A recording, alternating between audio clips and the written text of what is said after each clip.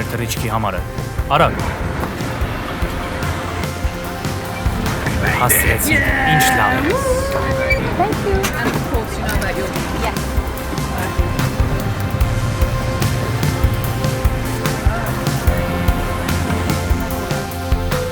Նա թերևս պատմության ամենահայտնի անձն է։ Ավելի քան 2 միլիարդ մարդ հաստատում է, որ նրան է հետևում, իսկ դա աշխարհի բնակչության 1/3-ն է։ Արվեստի ու գրականության մեջ նա ավելի շատ է ներկայացված, քան որևէ այլ կերպար։ Time ամսագիրը նրան կոչել է երբևէ ապրած ամենաազդեցիկ անձը։ Բայց ով է Հիսուսը։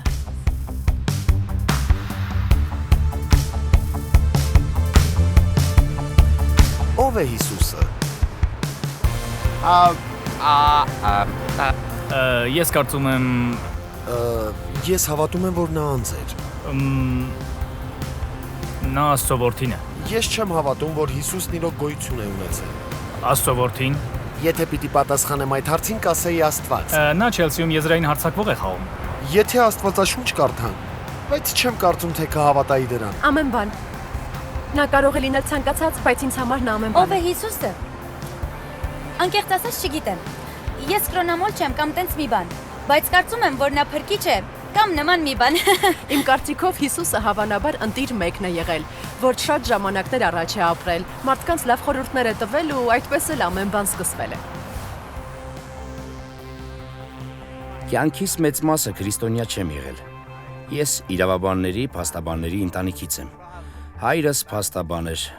մայրս փաստաբան էր, քույրս փաստաբան է, տղաս ու աղջիկս փաստաբանի որակավորում էին ստացել։ Երկու պապերս էլ երկու կողմից փաստաբաններ էին։ Քեռիս փաստաբան էր։ Եթե կատու ունենայի, հաստատ փաստաբան կլիներ։ Հայրս հրյա էր, աշխարհիկ հրյա։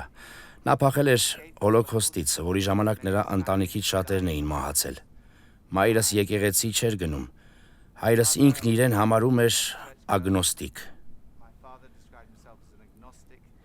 Ես էլ պատանի հասակում եզրակացրել էի, թե աթեիստ եմ։ Եվ ես բավական կռվարար աթեիստ էի։ Ես չէի ջանում մարդկանց աթեիզմի բերել, բայց եթե մեկն ինձ քրիստոնեություն էր քարոզում, այդ դեպքում շատ բան ունեի ասելու։ Ես շատ կասկածամտորեն էի վերաբերվում քրիստոնյաներին։ Դպրոցից հետո առնչվել էի մի երկուսի հետ, եւ նրանց ժպիտը ինձ խիստ կասկածելի էր թվում։ Համալսարանում սովորելու առաջին տարում ես ու իմ ընկեր Նիկի Լին կից սենյակներում էինք ապրում։ Ես զգուշացրել էի նրան քրիստոնյաների մասին, ասելով ոչ մի դեպքում նրանց սենյակ չթողնես։ Բայց արդեն ուշ էր։ Նա ոմանց հանդիպել էր։ Եվ մի օր էլ ընկերուհու այժմյան կնոջ Սիլայի հետ եկան ու հայտարարեցին, որ քրիստոնյա են դարձել։ Ես սարսափեցի, քանի որ նրանք այնքան լավ մարդիկ էին։ Մտածում էի ինչպես օգնեմ նրանց։ Ես իրականում ոչինչ չգիտեի սրա մասին, ուստի որոշեցի ուսումնասիրել։ Ես գտա մի հին աստվածաշունչ եւ հենց նույն գիշեր սկսեցի կարդալ։ Սկսեցի նոր կտակարանի սկզբից։ Կարդացի Մատթեոսի ավետարանը, Մարկոսինը, Ղուկասինը եւ երբ գիշերվա մոտ ժամը 3-ին հասել էի Հովհաննեսի ավետարանի կեսին, քնեցի։ Հաջորդ ամբողջ օրը շարունակեցի կարդալ։ Մյուս օրը նույնպես եւ դրանից հետո հաջորդող շատ օրեր, դե ես ուսանող էի, անելու բան չունեի։ Երբ հասա նոր կտակարանի վերջին, հասկացա, որ դա ճշմարտությունն է։ Քրիստոնեությունը չեք կարող ապացուցել մաթեմատիկորեն, ոչ էլ գիտականորեն։ Գիտությունը իհարկե կարևոր է, բայց այն ուրիշ տեսակի հարցերի է պատասխանում։ Օրինակ, երբ եւ ինչպես է առաջացել այս աշխարհը հարցին։ Սակայն գիտությունը չի կարող պատասխանել ով եւ ինչու հարցին։ Ենթադրենք այստեղ մի տորտ կա, որը ես եմ թխել։ Եվ այն դնեմ գիտնականի առաջ։ Գիտնականը կարող է բացատրել, թե ինչպես է այն պատրաստվել։ Նա գուցե կարողանա ասել, թե երբ է այն պատրաստվել, բայց միայն ես կարող եմ ասել, թե ով է այն սարքել եւ ինչու։ Միայն տորթը սարքողը կարող է դա անել։ Ես կարող եմ ասել, ես եմ թխել այդ տորթը, եւ ես կարող եմ ասել, թե ինչու եմ դա թխել։ Նույնն է տիեզերքի առումով։ Միայն արարիչը կարող է ասել, թե ով է ստեղծել այս աշխարհը եւ ինչու։ Քրիստոնեությունն էլ հենց պնդում է, որ նա է արել դա։ Արարիչը հայտնել է ինքն իրեն։ Եվ նա իրեն հայտնել է Հիսուսի անձով։ Սրա փաստարկները գիտական չեն, Փաստերը միայն գիտական չեն լինում։ Կան նաև պատմական փաստեր։ Փաստաբան աշխատելիս մենք հենց պատմական փաստարկումներն էինք որպես հիմք ընդունում, որն էլ ներկայացնում ենք դատարանին։ Դրանք անցյալում կատարված բաներ էին, որոնք արդեն տեսանելի չէին։ Ամեն անգամ դատարանի ներկայացրած դատավճիռը հավատի քայլ է, հիմնված փաստի վրա։ Ինքս քրիստոնյա չէի դառնա, եթե փաստեր չլինեին։ Ես չէի կարող կույր հավատից ցած կանել։ Ինձ համար Հիսուսին հավատալը հավատի քայլ է, հիմնված պատմական արժանահավատ փաստերի վրա։ Գուցե հարցնեք, ինչու սկսել Հիսուսից։ Ես նույնիսկ Աստծո գոյությանը չէի հավատում, բայց սկսեցի հավատալ նրան Հիսուսի միջոցով։ Հիսուսի հարությունը լավագույնս է ապացուցում, որ այս աշխարհն ունի արարիչ,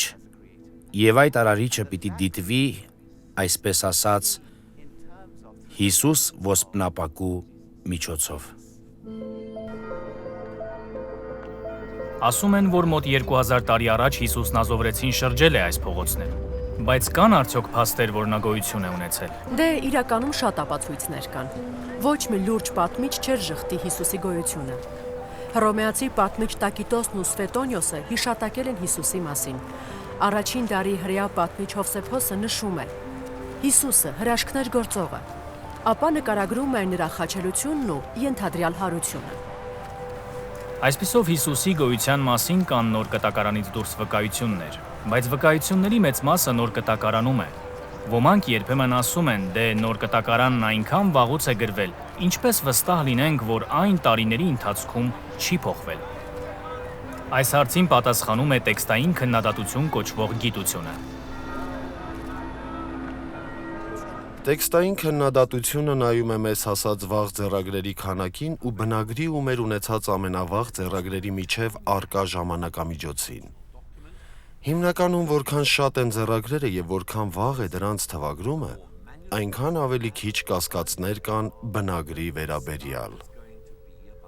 Եկեք համեմատենք Աստվածաշունչը հնագույն պատմության այլ տեքստերի հետ, որոնք լայնորեն գործածվում են դպրոցներում ու համալսարաններում։ Անդրադառնանք հույն պատմիչներ Հերոդոտոսին ու Տուքիդոտոսին, որոնք գրել են մեր թվարկությունից առաջ 5-րդ դարում։ Վաղ ձեռագրերը, որ ունենք այս գրողներից մեր թվարկության 900 թվականից է, եւ դա նշանակում է, որ կա 1300 տարվա միջակայք դրանց եւ մեր առաջին ձեռագրերի գրման տարեթվերի միջև։ Այս դեպքում այդ գրքերի 8 օրինակ ունենք։ Կամ նայեք հռոմեացի պատմիչ Տակիտոսին։ Նրա գրքի եւ մեր առաջին ձեռագրի գրման միջև կա 1000 տարվա միջակայք, բայց ունենք նրա գրքի ընդամենը 20 օրինակ։ Այլ դասական օրինակ է Կեսարի Գալիական պատերազմը։ 950 տարվա ժամանակահատված կա դրա եւ մեր առաջին ձեռագիր օրինակի գրման տարեթվերի միջև։ Այս դեպքում էլ այդ գրքի 9 կամ 10 օրինակ ունենք։ Դարձյալ Լիվիուսի հայտնի Հռոմի պատմության եւ մեր առաջին ձեռագրի գրման միջև 900 տարի կա, իսկ մենք դրա ընդամենը 20 օրինակն ունենք։ Նոր կտակարանի պարագայում պատկերը միանգամայն այլ է։ Այն գրվել է մեր թվարկության մոտ 40-ից 100 թվականների ընթացքում։ Մեզ է հասել ձեռագիր վկայություն գրված մեր թվարկության 130 թվականին եւ ամբողջական ձեռագրեր ունենք մեր թվարկության 350 թվականից։ Կան ավելի քան 5300 հունարեն ձեռագրեր, 10000 լատիներեն թարգմանություն եւ 9300 այլ օրինակներ։ Ուստի կարող ենք լիովին վստահ լինել մեզ հասած նոր կտակարանյան գրվածքների ճշգրտության, վավերականության եւ ամբողջականության առումով։ Աստվածաշնչի վերաբերյալ մեկ այլ ուշագրավ փաստ կա։ Նկարագրված դեպքերի ու մեր առաջին ձեռագրերի միջև ժամանակային հատվածը շատ փոքր է։ Ուստի Աստվածաշնչի գիտակները շատ ավելի մեծ հնարավորություն ունեն քննելու այս ամենը եւ բացահայտելու, որ սուրբ գրքային տեքստերը առկա այլ ընտրանքներից բազում անգամ ավելի վստահելի են։ Եվ որպես գիտնական ես կարող եմ ասել, որ վստահում ու չափազանց լուրջ եմ վերաբերվում սրան։ Ես ապավինում եմ սրան։ Տեքստային քննադատության մեծագույն գիտնականներից մեկը պրոֆեսոր Հորթը նշել է, որ ապացույցների բազմազանությամբ ու ամբողջականությամբ նոր կտակարանի տեքստն անզուգական է հնագույն գրականության մեջ։ Եվ ոչ մի աշխարհիկ պատմաբան չի կարող հերքել այդ փաստը։ Այսպիսով նոր կտակարանի ներքին ու արտաքին վկայություններից երևում է, որ Հիսուսը գոյություն է ունեցել, բայց ով էր նա։ Դե գիտենք, որ նա լիարժեք մարդ էր, ուներ մարդկային մարմին, ուտում էր, խմում էր, քրտնում էր, հոգնում էր, ցավ էր ապրում։ Նա նաև ուներ մարդկային ապրումներ, սեր, ուրախություն, տխրություն, ուներ մարդկային կենսափորձ, ընտանիքում մեծանալը, կրթվելը, աշխատելը, փորձության ենթարկվելը, եւ նա կորուստ, տառապանք, չարչարանք ու անգամ մահ ճաշակեց։ Ոմանք գուցե ասեն. «Դե լավ, նա մարդ էր եւ վերջ։ Նա հավանաբար ընդամենը հոգեվոր մեծ ուսուցիչ է եղել»։ Ոմանք էլ կասեն. «Նա դրանից ավելին էր»։ YouTube խմբի գլխավոր երգիչ Բոնոն հետևյալն է ասել. Չեմ կարծում խելամիտ է նրան մեծ մտածող կամ փիլիսոփա կոչելը, որովհետև նա ինքն ամենուր ասում էր, որ ինքը Մեսիան է։ Այդ պատճառով նրան խաչեցին։ Նա խաչվեց, քանի որ իրեն Աստծո որդի էր անվանում։ Իմ կարծիքով նա կամ իրոք Աստծո որդին էր կամ խելագար մեկը։ Սակայն դժվար թե ինչ-որ խելագար կարողանար այդպես ազդել ու վերափոխել ներկայիս միլիոնավոր կյանքերը եւ 2000 տարվա ընթացքում աշխարհի կեսին։ Ես դրան չեմ հավատում։ Նա շարունակեց ասելով. Ես հավատում եմ, որ Հիսուսն Աստծո որդին է։ Ինչն է մեզ թույլ տալիս պնդել, որ Հիսուսը կրոնական ուսուցչից ավելին էր։ Այս փաստարկը երկու մաս ունի։ Առաջինն այն է, թե Հիսուսն ինքը ինչ էր մտածում իր մասին։ Քանի որ եթե նա իրեն Աստված չէր համարում, դրանով փաստարկն ավարտվում է։ Բայց եթե նա այդպես էր մտածում, հետևյալ հարցը սա է. արդյոք նա ճիշտ էր։ Ոստի ինչ էր ասում Հիսուսն իր մասին։ Նախ նրա ուսմունքի առանցքն ինքն էր։ Կրոնական ուսուցիչների մեծ մասը իրենցից դուրս են ցույց տալիս. ինձ մի նայեք։ Նայեք Աստծուն։ Իսկ Հիսուսը խոնարհության մարմնացումը լինելով հանդերձ մարդկանց Աստծուն ուղղելիս մատնանշում էր իրեն։ Ինձ նայեք, եկեք ինձ մոտ։ Արդեն խոսել ենք իմաստի ու նպատակի որոնման մասին։ Այն զգացումը, որ ասես հոգևոր քաղց լինի, ինչն ուրիշ ոչ մի բանով չի բավարարվում։ Հիսուսն ասաց. ես եմ կյանքի հացը, ես նա եմ, ով կարող է բավարարել այդ հոգևոր քաղցը։ Կախվածությունը ներկայիս հասարակության հիմնախնդիրներից է։ Հիսուսն ասաց. եթե որդին, այսինքն հենց ինքը, ձեզ ազատի, դուք իրապես ազատ կլինեք։ Մեր ներսը լի է հոգսերով, տագնապներով, հանցավորության զգացումով, վախերով։ Հիսուսն ասաց. ինձ մոտ եկեք բոլոր հոգնածներ ու բեռնավորվածներ, եւ ես ձեզ հանգիստ կտամ։ Նա ասաց. եթե ինձ ընդունում եք, ընդունում եք Աստծուն։ Եթե ինձ տեսաք, Հորը տեսաք։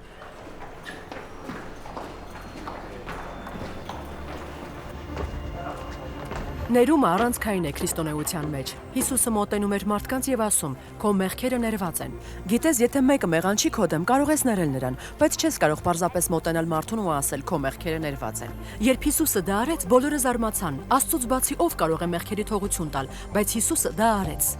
Նա ասում էր, որ եկել է իր կյանքը տալու, որպեսզի մարդիկ կարողանային ներում ստանալ։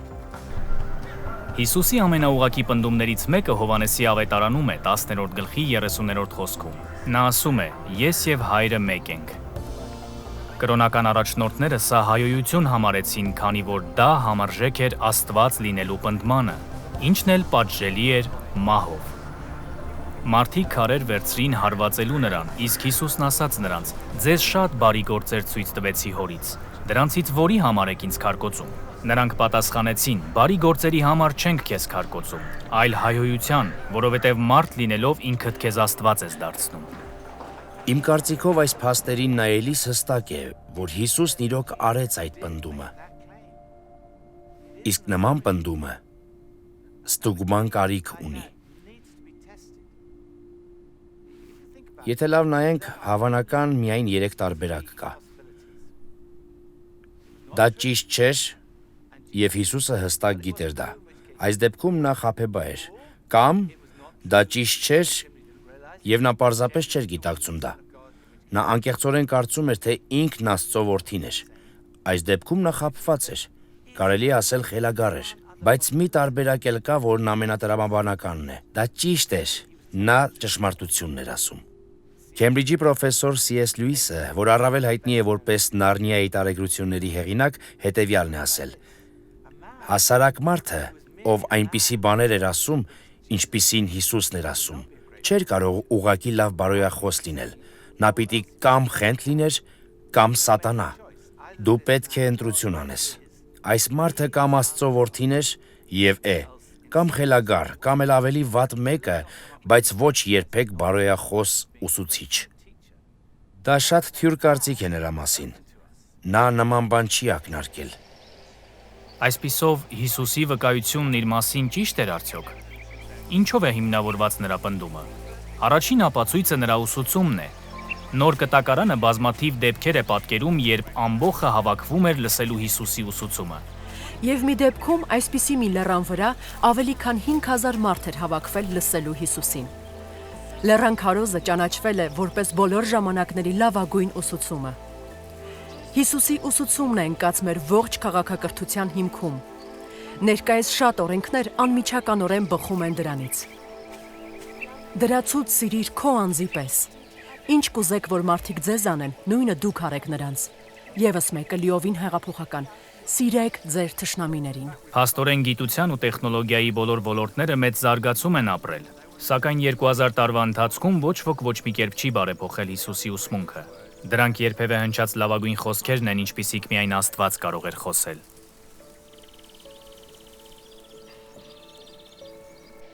Հիսուսի կյանքի կարևոր բնորոշիչներից մեկն էլ նրա սերն էր կարիքավորի հանդեպ, սովածին կերակրելը, հիվանդին բժշկելը։ Նրա վերաբերմունքը ազդել է միլիոնավորների, ովքեր իրենց քրիստոնյա չէին անվանի։ Թայմ ամսագիրը նրան կոչել է մաքրության, անձնվիրության ու սիրո մնայուն խորհրդանիշը արևմուտքի պատմության մեջ։ Նրանում անգամ նրա թշնամիները չէին կարող որևէ արատ գտնել, իսկ նրա մտերիմները վկայում էին, որ նա մեղք չգործեց։ Ասում են, որ ճնշման կամ ցավի ժամանակ է երևում մեր իրական էությունը։ Երբ Հիսուսին չարչարում էին, նա ասաց. «Հայր, ներիր նրանց, քանի որ չեն հասկանում, թե ինչ են անում»։ Մեկ այլ փաստարկում է Հիսուսի կողմից 5 կտակարանային մարգարեությունների իրագործումը։ Պատմության մեջ ուրիշ ոչ ոք չի ունեցել նախքան իր ծնունդը իր մասին գրված գրքերի մի ողջ ժողովածու։ Հիսուսն իրականացրեց ավելի քան 305 կտակարանային մարգարեություն, դրանցից 29-ը մեկ օրում։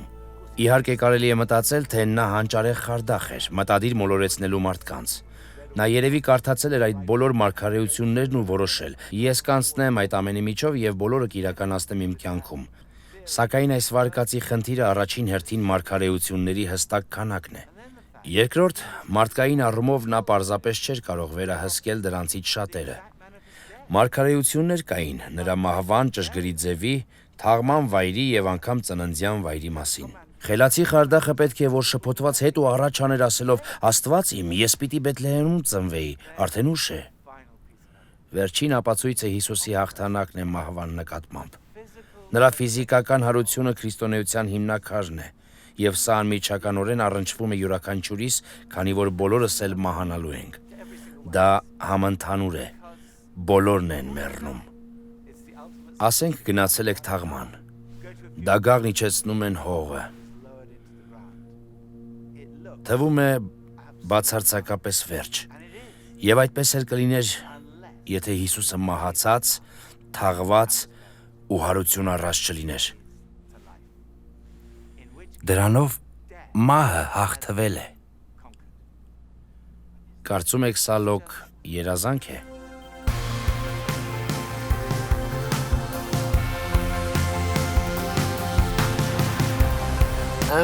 Հարություն է առել։ Դե ինձ այդպես են սովորեցրել, բայց չգիտեմ, չեմ կարող ասել։ Այո, ես հավատում եմ, որ Հիսուսը հարություն է առել։ Որպես գիտության մարդ մտածում եմ, որ դա անհնար է։ Ես այդպես եմ հավատում։ Ոչ։ Այո, հավատում եմ։ Ես իհարկե չեմ հավատում, որ Հիսուսը հարություն է առել։ Հա, չեմ կարծում, որ այդպես է եղել։ Ոչ, Հիսուսը ոչ։ Մեռելներից չի կենթանացել։ Դա ծիծաղելի է։ Դե դա կարող է փոխաբերություն լինել, չէ՞։ Կարող է թմրադեղերի տակ է եղել։ Այո, իհարկե։ Ես 100%-ով հավատում եմ դրան։ Այն հարաբերությունը, որ ունեմ նրա հետ, ապացույց է։ Չգիտեմ։ Այդ մասին չեմ հետաքրքրվել։ Չգիտեմ։ Հարությունը վկայող 4 փաստ կա։ Առաջինը նրա բացակայությունն է գերեզմանից։ Ոչ ոք դեռ հիմնավոր կերպով չի բացատրել, թե ինչպես էր Հիսուսի մարմինը բացակա գերեզմանից զատկի հենց առաջին օրը։ Այս մասին հազար ու մի վարկած է հնչել։ Օրինակ, գուցե իշխանություններն են գողացել մարմինը։ Այդ դեպքում ինչու նրանք չներկայացրին այն, երբ մարդիկ սկսեցին ասել, որ նա հարություն է առել։ Կամ գուցե ավազակներն էին տարել մարմինը, բայց երբ աշակերտները լսեցին, որ Հիսուսը երևացել էր, վազեցին գերեզման ու տեսան, որ այն դատարկ չէր։ Այնտեղ էին կտավները, որոնցով փաթաթված էր եղել Հիսուսը։ Գողի համար միակ արժեքավոր բանը դեռ այնտեղ էր։ Կտավներն ընկած էին, ինչպես թրթուրի հարսնակը թիթեռի դուրս գալուց հետո։ Իսկ շորը, որով Հիսուսի գլուխն էր ծածկված եղել, ծալված ու այլ տեղում էր դրված։ Երբ աշակերտները սա տեսան, հավատացին։ Երկրորդը Հիսուսի ներկայությունն էր իր աշակերտների հետ։ Նա երևացել է 11-ից ավելի անգամներ, մի դեպքում էլ հայտնվել է մոտ 500 հոգու։ Ոմանք ասում են, դա երևի հալյուցինացիա էր։ Սակայն հալյուցինացիաներ ունենում են գերլարված, խիստ նյարդային, մեծ երևակայության տեր հիվանդ կամ թմրամոլ մարդիկ։ Աշակերտները սրանցից ոչ մեկը չէին։ Ճիշտ է, թերահավատներ կային, ինչպես Թովմասը, բայց նրանք ձկնորսներ էին, որոնց մեջ մաքսավորներ կային, իսկ նրանք հալյուցինացիաներ չեն ունենում։ Երրորդ փաստը աշակերտների վերափոխումն է։ Սկզբում նրանք հուսահատ իրենց առաջնորդի մահը սքացող խումբ էին, բայց հանկարծ փոփոխություն ապրեցին եւ սկսեցին ամենուրեք բոլորին հայտարարել. «Մենք տեսել ենք Հիսուսին, նա իրոք կենդանի է»։ Հետագայում հանուն իրենց հավատի նրանք բոլորը սպանվեցին, խաչվեցին, խոշտանգվեցին, գլխատվեցին։ Իսկ եթե նրանք իրոք խաբում էին մարդկանց, կուրանային, կասեին. «Ոչ, ոչ, ոչ, իրականում սա ճիշտ չէ»։ Սակայն նրանք երբեք չուրացան, որովհետև գիտեին, որ դա ճշմարտություն է, դա լիովին փոխել էր իրենց կյանքը։ Արդյունքում այս արտարոտ շարժումը բռնկեց ողջ հայտնի աշխարհը, եւ սա մարդկության պատմության մեջ նախադեպը չունեցող շարժում է։ Չորրորդ փաստը հետևյալն է, այն շարունակվում է մինչ այսօր։ Այժմ 2.3 միլիարդից ավելի քրիստոնյա կա ողջ աշխարհում ամեն մայրցամաքից, ազգությունից, սոցիալական եւ ինտելեկտուալ ամեն խավից։ Նրանք բոլորը վկայում են հարուցյալ Հիսուսի հետ ունեցած հանդիպման մասին։ Ուրեմն ինչպես պիտի վերաբերվենք Հիսուսին։ Իմ կարծիքով հստակ է, որ Հիսուսը մարդ էր աստվածային էությամբ։ Եվ նայելով նրա ուսուցմանը, կյանքին, բնավորությանը, մարգարեությունների կատարմանն ու հարությանը, նրան կոչել խելագար կամ խաբեբա, ինձ թվում է դա անտրամաբանական, անհեթեթ եւ խիստ անընդունելի վերաբերմունք է։ Մյուս կողմից թերևս հենց այդ փաստերն են լավագույնս ապացուցում, որ Հիսուսի ասածն իր մասին ճիշտ էր։ Երբ նոր կտակարանը կարդալիս նայեցի այս փաստերին, համոզվեցի, որ սա ճշմարտություն է։ Ես չէի կամենում քրիստոնյա դառնալ, քանի որ կարծում էի, թե այդ պահից կյանքս լիովին ողորմելի էր լինելու։ Ուստի փորձում էի հետաձգել դա։ Մտածում էի, քրիստոնյա դառնալս կհետաձգեմ մինչև մահվանս մահիճը։ Բայց հետո հասկացա, որ մտայնորեն այդպես ազնիվ չէր լինի։ Եվ խիստ դժկամորեն ասացի, դե լավ, այո։ Այդ պահը, այնքան պարզ եմ հիշում,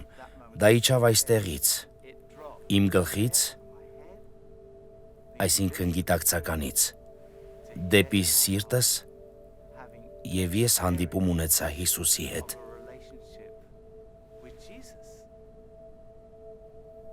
Ես գտա այն, հիմա եմ հասկանում, ինչը ենթագիտակցորեն որոնել էի ողջ կյանքում։ Մի բան, որն արժանի իմաստ ու նպատակ հաղորդեց կյանքիս, եւ սա ամենաանհավանական տեղն էր, ուր կակնկալեի գտնել դա։ Բայց այդ պահին ես հասկացա, որ Հիսուսի ասածը ճշմարիտ էր։ Նա ասաց. «Ես եկա, որ դուք կյանք ունենաք եւ ավելիով ունենաք»։ Իրականում ճիշտ է, որ Աստված իրեն հայտնել է Հիսուսի միջոցով։ Հիսուսն իրոք նա է, ով ասում էր, որ է։ Նա իսկապես հարություն է առել։ Այս կյանքից այն կողմ հույս կա։ Այս կյանքի համար հույս կա։ Հենց հիմա այս կյանքում Հիսուսի հետ հանդիպումով մենք գտնում ենք կյանք եւ կյանք առատորեն։